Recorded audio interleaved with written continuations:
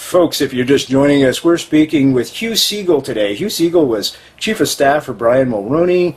He's Senator Hugh Segal. We're sitting here at Queen's University quite comfortably, I must add, having a wonderful chat about all things Canadian, and his new book is called The Right Balance. There you go. You can hold it up and show the people if you want. There you go.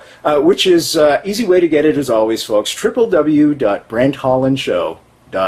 Just click on the book cover or Hugh's picture. Will take you right to a place where you can order it from the comfort of your own home. Hugh, I want to welcome you to the show and thank you for joining us this afternoon. My pleasure. Glad to be here. Thank you, sir. Always glad to talk to a former Montreal.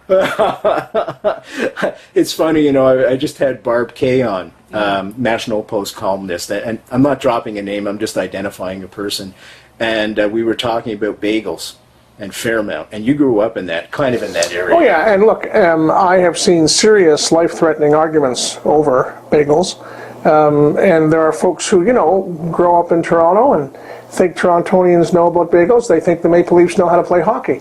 And the historical evidence is very clear that Torontonians aren't able to either make good bagels or play professional hockey.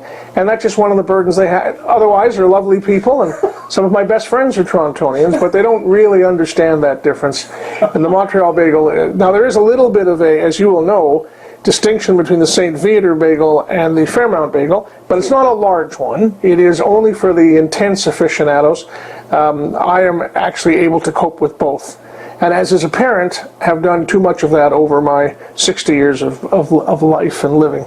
And there we have it, folks. Hugh Segal, who is known for his unbiased comments around the world, but he has a definite bias towards bagels and the Habs, as do I. So we do share something there, Hugh. Let's jump in right away, shall we? You were Chief of Staff for Brian Mulroney, as I said at the outset, between February 1992 and April 1993. And in Brian's book, he praises you up and down. He said, every day, Hugh Segal amazed me. He was performing miracles on a daily basis, and he was a star Chief of Staff. That's right in his book, by the way. It's a direct quote. Well, it was a great privilege to work for him. He was probably the most courageous and determined Prime Minister I ever came across. And I'd had the privilege of working as a Chief of Staff to Premier Davis in Ontario for so many years, and as a Cabinet Secretary for him. I had the privilege of working for Bob Stanfield, for whom I had great respect and affection. But in terms of determination and courage to face tough issues, and to do it in a way which reflected what I would call a very balanced conservative view of the country, I think Mulroney probably shot the lights out and took great risks. You know, what tends to happen when you fight for change, as he did on the free trade agreement, on NAFTA, when you fight for change in terms of trying to bring Quebec into the Constitution, something which had been urged upon him by provincial premiers when Quebec elected a federalist government under Monsieur Bourassa, and even something as structurally important as to bring our tax system into the modern age with a consumption tax, the GST. Those always produce huge pockets of people who are forever opposed and intensely disaffected as a result. And while the vast majority of the population or a plurality of the voters were in favor, or else he wouldn't have been successful with, for example, free trade, the people who were opposed stay opposed. They don't change their view. The people who are in favor go on with their lives, and it's not a driving force in their life. And that, of course, produced, you know, huge pressures in terms of his popularity. At one point, when I was in his employ, I think we were down to 7% in the polls, which meant at that moment in time, more Canadians believed Elvis Presley was alive and well than were planning to vote for us. But that didn't deter him. He made the decision, I think, early on in his prime ministership, that he's here to do the things that are important structurally for Canada. That was his mandate. And if he pays a personal political price, he's prepared to do that. And history will show that he did. But now, whether it's on the environment, whether it's on trade relations with the United States, whether it's the way in which Canada engaged in Gulf War I, for example, or engaged in support of ISAF relative to Bosnia-Herzegovina and stopping the carnage in that part of the world, he gets pretty good marks. And those of us who were part of... Apartheid as well? Indeed, apartheid very much so. And now when you visit Marlborough House in London, the degree to which Canada's role on the anti-apartheid fight and the Prime Minister's leadership at the time is held in high regard is truly very, very compelling. So for me, who was one of, I think, of his 7 or 8 chiefs of staff over 9 years, I just felt very, very fortunate to have an opportunity to be a very small player in what was a very broad vision of Canada and the world. Can you take us into the Prime Minister's office, the PMO, for some of those crucial decisions that were going on behind the scenes? Obviously, you were championing his cause for the new Confederation. I've got that wrong. The new Constitution and Charlottetown Accord yes, and all that, yes, yeah? Yes. Well, let me give you a specific event in history which Canadians will remember, and I'll give you some sense of what transpired. The event was the counter-coup, the communist counter-coup against Gorbachev in Russia. Yeah, I remember So the information that filters out is that he's being held in house arrest, Gorbachev and his family, that the communists are trying to take power. There are troops deploying in downtown Moscow, and it's unclear where the situation is going.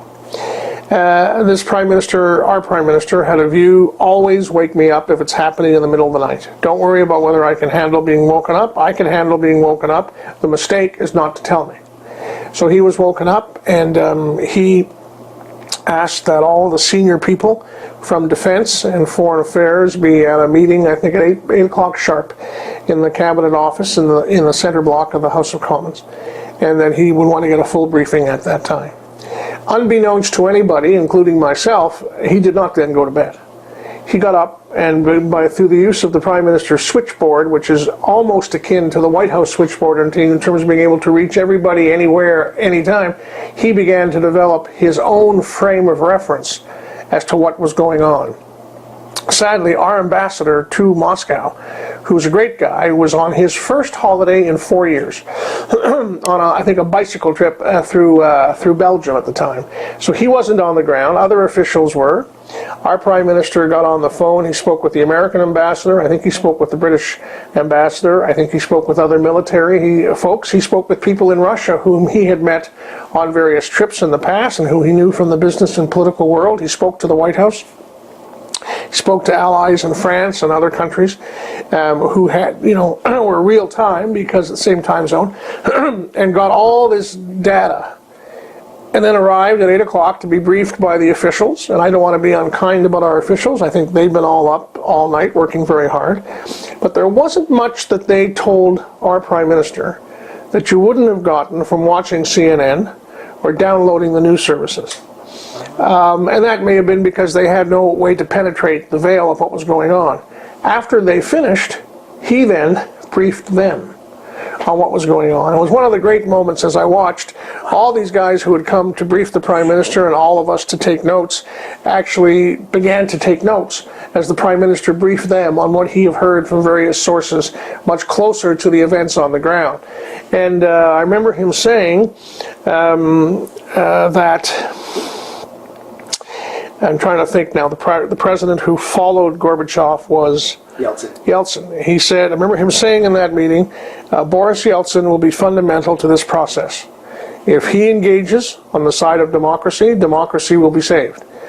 And if he doesn't, we will be in some difficulty. And Yeltsin, to his credit, made the right decision, a very courageous decision at the time, stood out on top of a tank and let people know where he stood. And that became a very important tipping version. And some years later, when Yeltsin was in Washington on business, he did a stop in Canada on the way home, on the way over the pole, for a working dinner at 24 Sussex. And you could see that the relationship that Prime Minister Mulroney had built with Yeltsin had become very, very fundamental. And Canada was, as listeners and viewers may not know, next to Germany, the highest per capita contributor to transformation, change, nuclear decommissioning, economic growth, and all the rest in Russia, in the old Soviet Union. And to be fair to Prime Minister Chrétien, when he accepted nuclear waste from nuclear submarines that were being decommissioned, he continued that tradition. trying to assist the Russians in this process of modernizing and moving from an enemy state to an economic partner and a significant power, not focused on ideology but on economic opportunity for their own people. Folks, by the way, we're speaking with Hugh Segal this afternoon. We're doing this, we're taping it at Queen's University in his office, where he is a faculty member of the Policy Studies faculty. His new book is called The Right Balance. So you can get it at www.brenthollandshow.com. Just click on the book cover. As always, folks, we'll take you right to a place where you can get it from the comfort of your own home. And I do urge you all to get it. It's a fascinating, fascinating study of the right, if you will, conservatism. And that's where I'd like to go now. And just want to follow up. I always admired Brian Mulroney's leadership during the Oka crisis. As a matter of fact, coming up, Harry Swain will be on. And wonderful. I'm trying. Public service. This is another plug to try and get Brian on the show. Mr. Mulroney, if you are indeed listening, I am doing a special on Oka. I would love for you to come on and tell me your thought processes and share that with the students that are listening, as Mr. Segal has just done. Let's move on to your book. Right at the beginning of the book, you question what Sir John A. Macdonald would think of the Canada that he built, that he started. What do you think he would think? Well, I think he would be impressed with some things, and he'd be bored to death with some others. He'd be impressed by how far we've come economically and socially, how his vision of one country from sea to sea has really taken root in a remarkable way, ranks us amongst the best countries in the world in terms of quality of life. I think he'd be proud that we are still a separate country, that we did not get sucked into the maw of the United States, that we maintain cordial, constructive, commercial, defense, and other relationships with our greatest ally, but we have maintained the British North America, the Quebec Act premise of who we are, what we stand for. I think he'd be delighted at that. But where I think he would be a little bit bored is with the fear of any grand vision, the extent to which politicians, center-right, center-left, left, right, etc., really seem to be fighting a battle of inches around various instruments, around existing policies, as opposed to saying, what are the big solutions we can try? What are the huge steps forward our society has the maturity to try and achieve? Because the story of his life, Sir John A., was to take really horrific challenges that nobody thought was possible and say, actually, men in those days, men of goodwill, now we'd say men and women of goodwill, if they're prepared to set aside their narrowness and their excessive partisanship, can pull things together. There's the wonderful story of the Leeds South by-election, where he got D'Arcy McGee, who led a Catholic-driven Reform Party which was opposed to him. They merged, they came together, and they campaigned together for that by-election in a way which put the two parties into the same process. It evokes, frankly, images of Stephen Harper and Peter MacKay putting two warring factions together so that Canadians would have one national Conservative Party, which they could either vote for or against, but they had a national option. Sir John A., I think, would be looking for that kind of more engaged vision and a bit more risk-taking, not around this approach to campaigning or that approach to fiscal policy, but around large solutions to problems which are very, very serious and which, if we don't address, will begin to consume us and diminish our quality of life and diminish the kinds of opportunities which we want our kids and grandchildren to have. Absolutely. And I think Mr. Harper, just to modernize that, I know there's a lot of people listening now that will disagree with this, but I think he has that national vision towards the military. And to quote Mr. Crosby from several years ago, I am cheek to cheek, bum to bum with his views on the military without question. Well, I think the great thing about Stephen Harper is that he has a really interesting political background. He began as a research assistant to a Conservative member of Parliament from Calgary, a Progressive Conservative member of Parliament, Mr. Hawke. And then after that, he worked for Deborah Gray when she got elected as the first Reform member. He was very much involved with Preston Manning in shaping the philosophical framework of the Reform Party. And I think I learned over the years, in my early days, when I saw what they were up to, I said, this is just a right-wing extremist operation. In fact, what they really were was an organization based on the philosophy of the West wants in.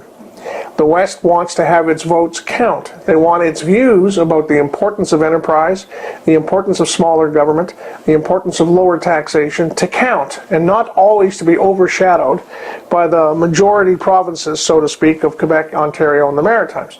And he worked quite studiously towards that, and I think on balance, one of the things that united people on the furthest right of reform to the furthest left of the old Progressive Conservative Party was our common view that our common foe, the Liberal Government of Canada, was massively underinvesting in our defence forces, our defence capacity, our defence materiel, our strategic lift, our strategic reach. And Stephen Harper has addressed that. And, you know, for all the folks on the left, for whom I have great respect, who will say, that's all a waste of money. That could be spent on hospitals and schools. And the answer is, well, when two huge airlift jets purchased by the Harper administration, Government of Canada, can be in Haiti in 24 hours. Canadians can be first on the ground. The highest per capita engagement in support of Haiti after the earthquake. That tells you something in terms of humanitarianism that we could not do before those assets were in place. So it's a combination of both responsibility to protect. A liberal idea, not a bad idea, is completely meaningless without the capacity to deploy.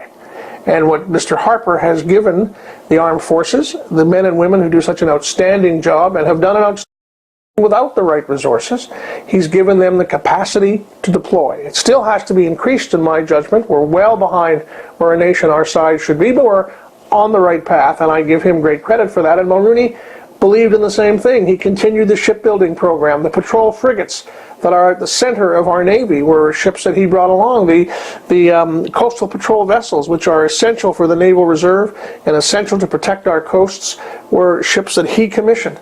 And that's a very important part of our capacity today. It is always a great pleasure, folks. And my role in this is just to facilitate a conversation, but I always gain great benefit from speaking with people with passion and vision, and certainly our guest today is demonstrating that. Hugh Segal's our guest, by the way, folks. Brand new book out called The Right Balance, and I urge you all to go and get it. www.brenthollandshow.com. There you will find more information on our guest today, Senator Hugh Segal, Brian Mulroney's Chief of Staff. You've done so much, and I want to get into anti-terrorism afterwards as well, too. Nice to hear somebody speak so passionately and honest about how great Canada, this wonderful country of ours, is.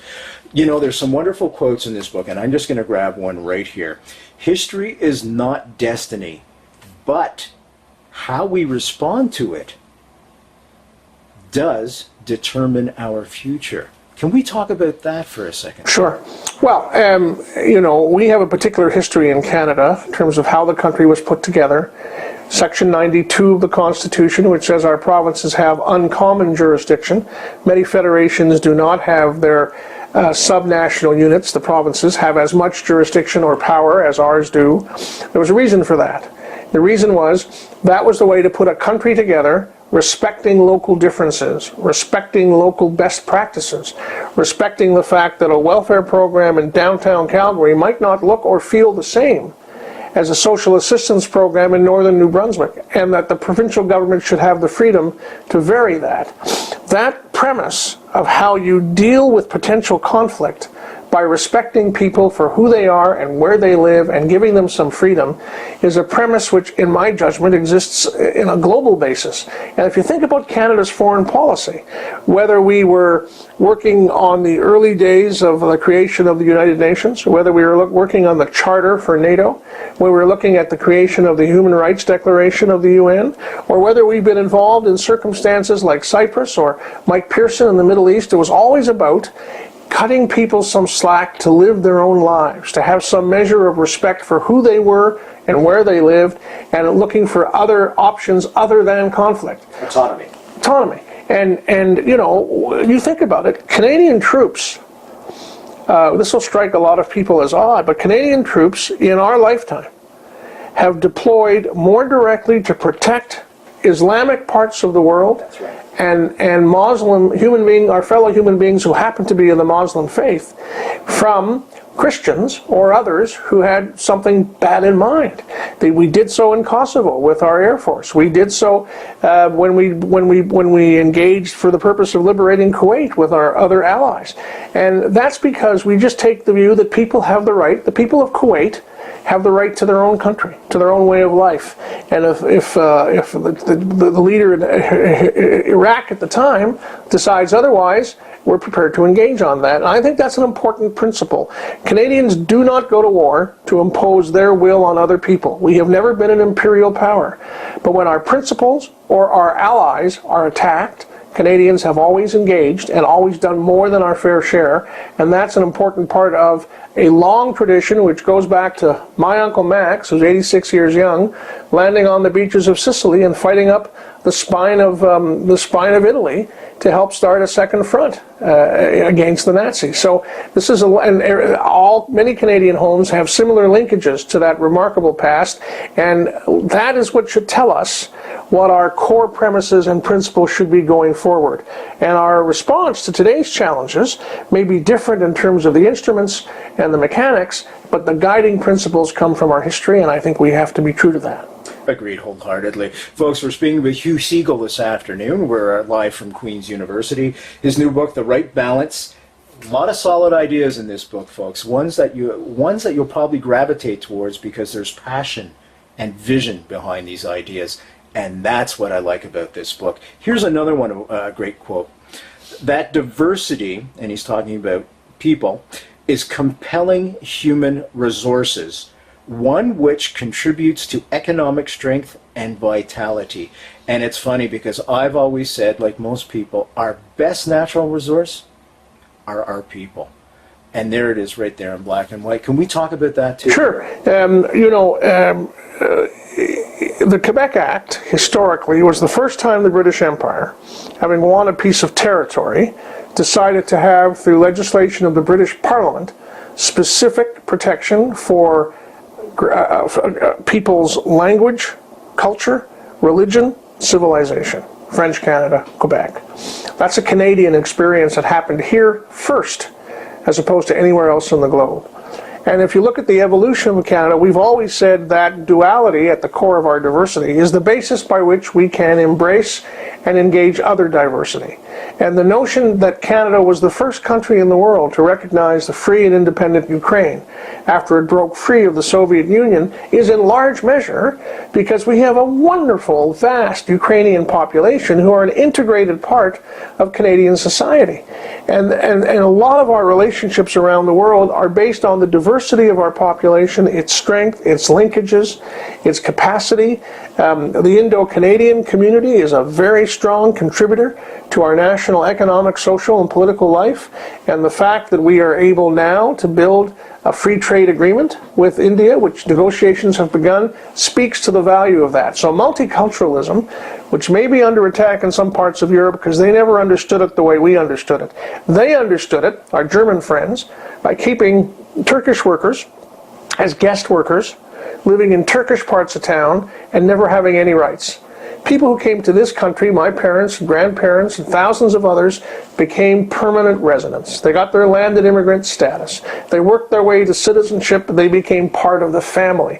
There's a difference between saying, you're different, you live down in the basement, versus you are different, and you're part of the Canadian family table, and we're delighted to have you there. And as Diefenbaker said when he brought in the Canadian Bill of Rights, you put your shoulder to the wheel, we'll protect you from discrimination, we'll make sure you have your place with everybody else in Canadian society. That's a different approach to multiculturalism, and that makes us a strong country with linkages and ties all around the world which are economically productive and vital to our economic success.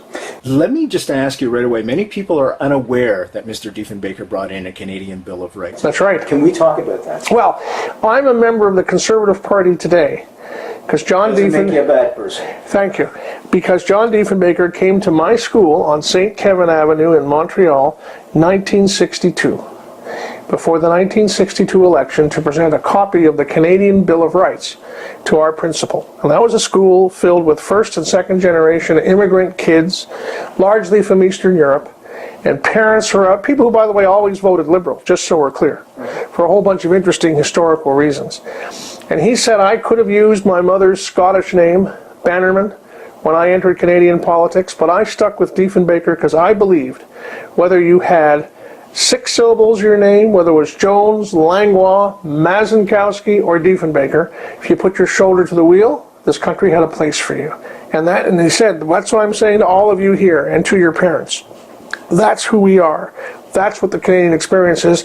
That's what this Bill of Rights signifies. And over time, a few court decisions, the Dry Bones case and others, which gave it some constitutional standing, then Mr. Trudeau, to his credit, did the Charter of Rights and Freedoms with the support of people like Bill Davis and Richard Hatfield, 2 other conservatives. And that's how we have the framework of freedom that we have in this country today. And it started with John Diefenbaker, for whom human rights was always central. I'm delighted the present government has given out the first 2 John Diefenbaker Human Rights Awards, which recognize global struggle for human rights. One of the recipients is an old friend of mine, Asma Jahangir from Pakistan, who has fought for legal rights, women's rights, due process rights, gone to jail several times under Musharraf to defend those rights. I'm delighted my country would recognize her and her struggle in our Commonwealth sister of Pakistan, and do so with the John Diefenbaker Award, because it indicates that these values are not only meaningful to us, but we want to share them with other people around the world. Folks, we're speaking with Hugh Segal this afternoon. We're live from Queen's University. His new book, The Right Balance, www.brenthollandshow.com. And as I look just over your shoulder, I just spotted Mr. Mulroney and yourself. Just zoom in there, folks. He calls that photograph the confessional. You got any stories you can tell us about Mr. Mulroney that aren't off color? Well, only that, let me be really clear. People have this view of him as an individual who, associated with the high and mighty, and he was a very down-to-earth guy. When we would go, for whatever reason, to various cities, he'd much rather be outside a chip wagon, sitting with the guys, the laborers, and the cab drivers and the others, and shooting the crap over a bon stimé and frit than he would be at some, highly organized, high-end proposition. You have to do both in politics. It's the nature of but he was very down-to-earth in that sense. And while he became a person of global prominence and an outstanding prime minister about whom the country had strong views, pro or con, he never forgot his own roots as the kid of a hard-working electrician on the North Shore of Quebec. Didn't have much. Didn't have a lot of opportunity, and had to build everything he had by himself. And I always have a lot of time for the kinds of conservatives who understand that part of the struggle is helping others on the one hand, but also not forgetting where your own roots are and where you came from. You'll bump into people who think they landed on Earth in their present state of high standing and compelling social status, and the truth of the matter is the vast majority have not. Folks, we're talking about The Right Balance, the new book by Hugh Segal, Senator Hugh Segal. In it, he describes conservative values, and that's where I want to go next, Hugh.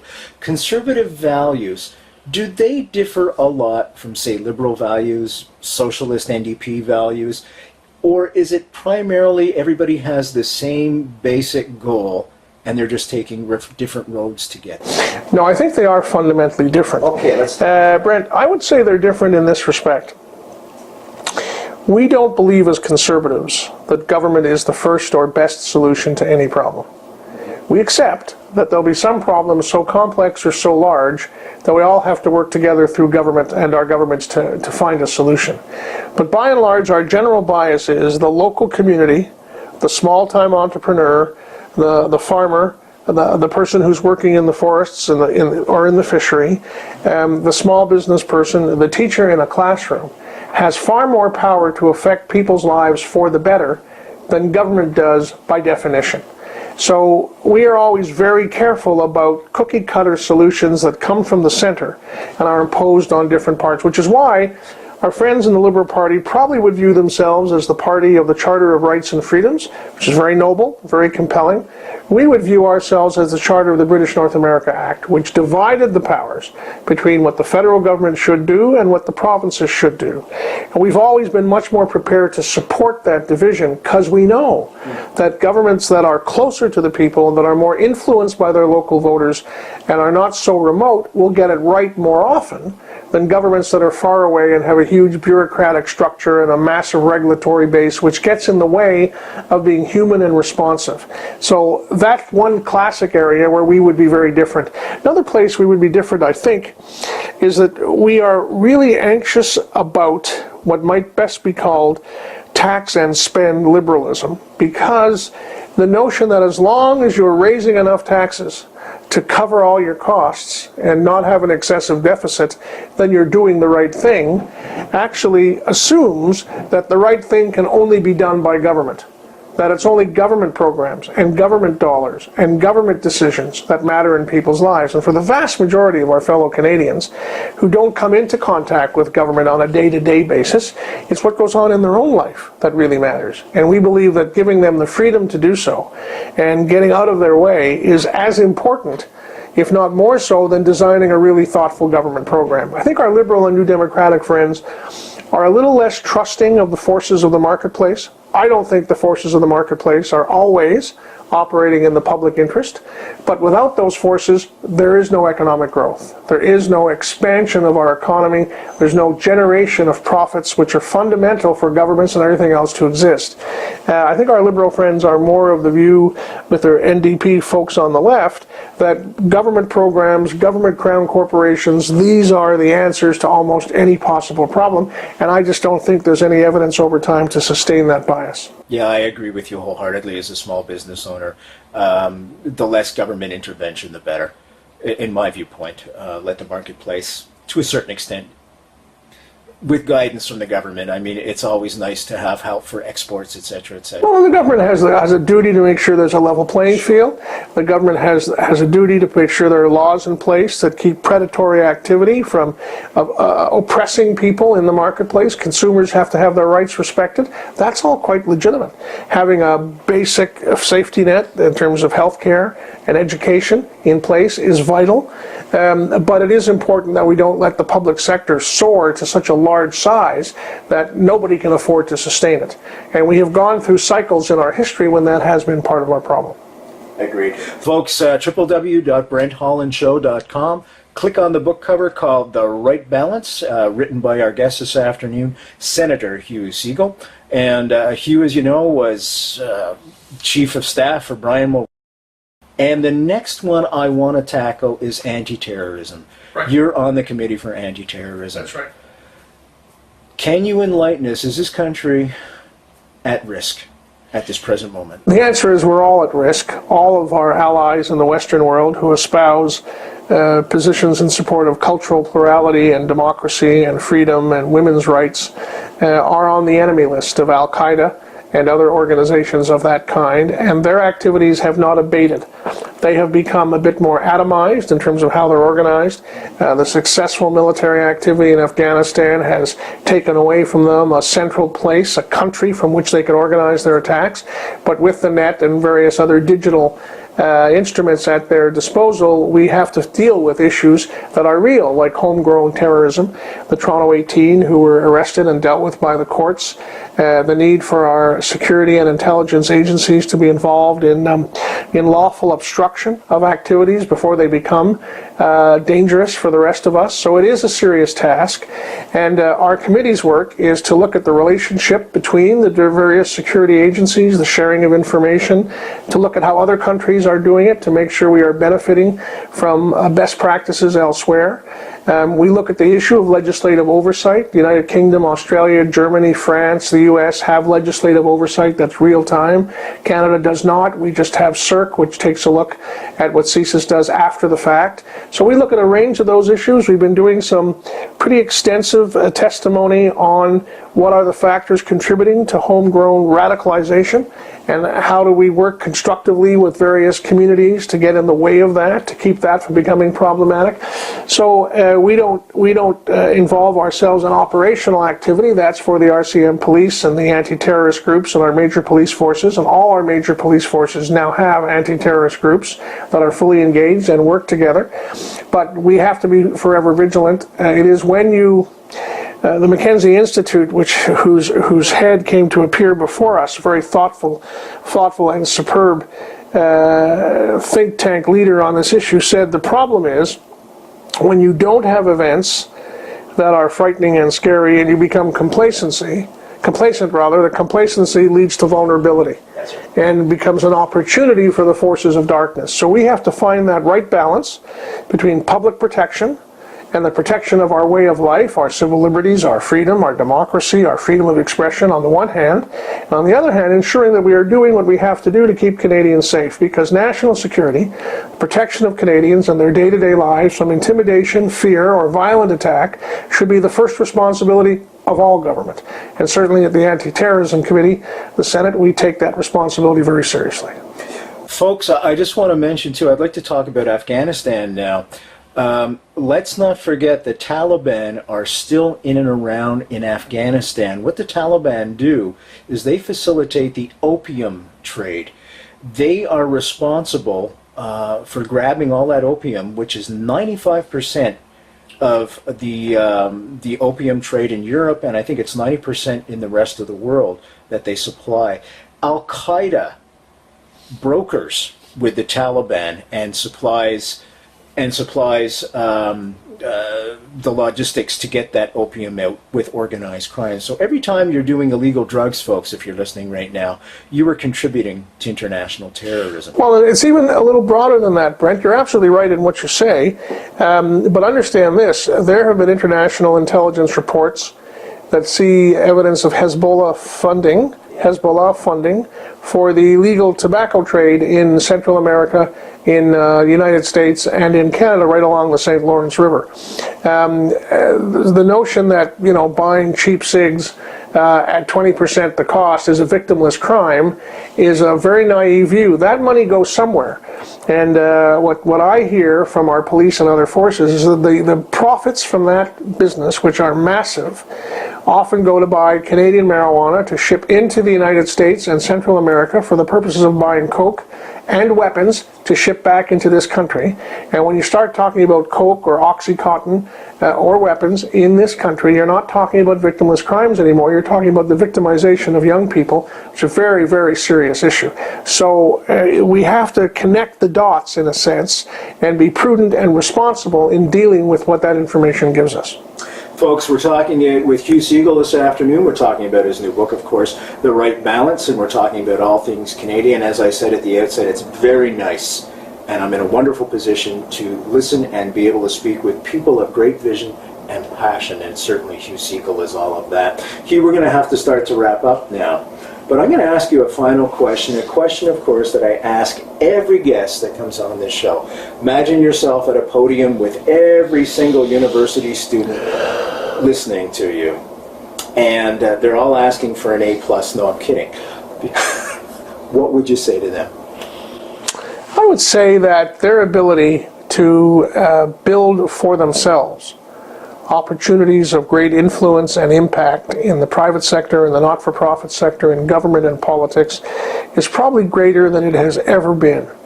And the reason is because of the digital world, because of the realities of digital democracy, that every student can be a publisher himself or herself from their desk or from their handheld event, in fact.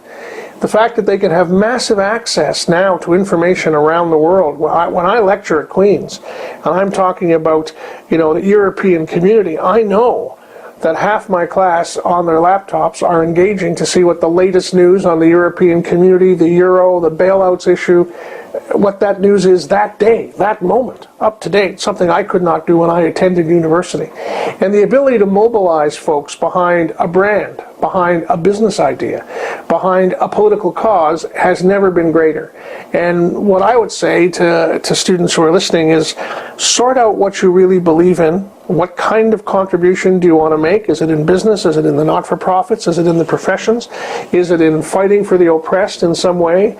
Is it in leading a political party? Make that decision and then start to sort out the decisions in your life you need to do properly to make sure you have the capacity to make that contribution. And don't wait until you're out of university, and don't wait till you've had your first job or tried something for 5 years.